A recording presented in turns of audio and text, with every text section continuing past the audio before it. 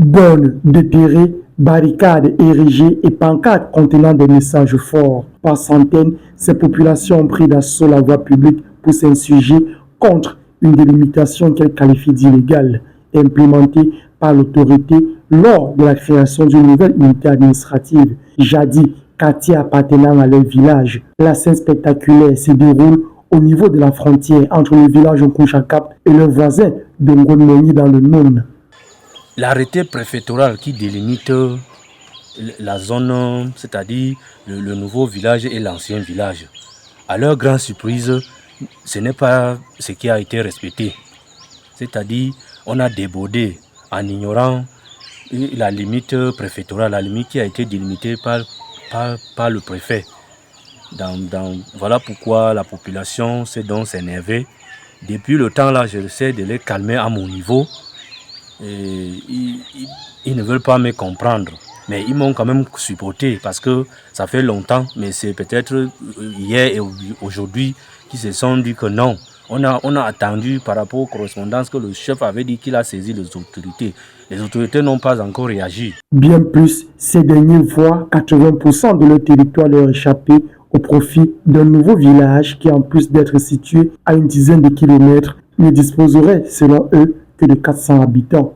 Nous n'avons pas compris cette volonté manifeste de la part des pouvoirs publics, bien sûr, à faire en sorte que 85% des populations des âmes qui vivent à Nkunchakap soient reculées sur une superficie de moins de 12 km².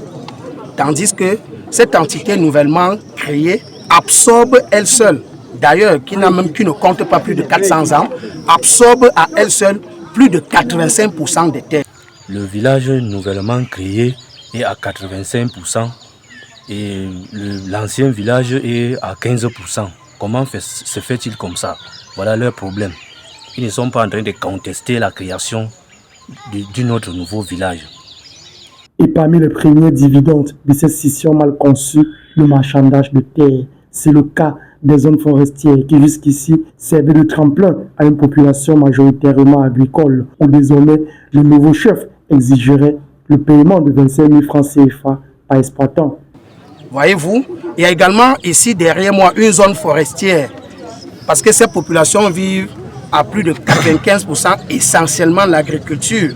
Cette zone forestière, qui est un domaine privé de l'État, leur servait de tremplin à chaque fois pour cultiver et puis récolter. Mais sauf que à peine le nouveau chef a été installé après la création de son village, que le nouveau chef aurait intimé, je le dis au conditionnel parce que c'est des informations que nous avons reçues, que toute personne cultivant ces terres devra, n'est-ce pas, apporter une somme de 25 000 francs dans la perspective de se faire inscrire. Nous avons apporté cela à l'attention de M. le sous-préfet, qui nous a promis qu'il devait, n'est-ce pas, donner des diligences à ce chef. Il faudrait qu'il lui aussi regroupe les informations. Tout à côté, nous avons également sollicité à M. le sous-préfet de demander au nouveau chef de surseoir l'installation d'un chef de bloc, a-t-il désigné, ici, en plein cœur du village de Nkunchakap, sous le fallacieux prétexte que ces populations-là auraient demandé être ralliées en Ngonmoni. Il nous a également fait promesse que cela devait être fait, mais sauf qu'après, l'installation a eu lieu. Et pour tenter de désannoncer la bombe, le chef du village Nkunchakap et ses élites disent avoir attiré plus d'une fois l'attention du sous-préfet de Nkoutaba, mais sans suite favorable. Entre-temps, quand je cherche comment aller calmer, et avec les correspondances pour saisir les autorités, et mon chef le sous-préfet me demande pourquoi j'ai fait les correspondances. Je dis parce que je suis sous pression de la population. Et après cela, j'ai déjà eu à faire les correspondances pour les autorités compétentes qui peuvent voir comment baisser la température de la population de Nkunchakap.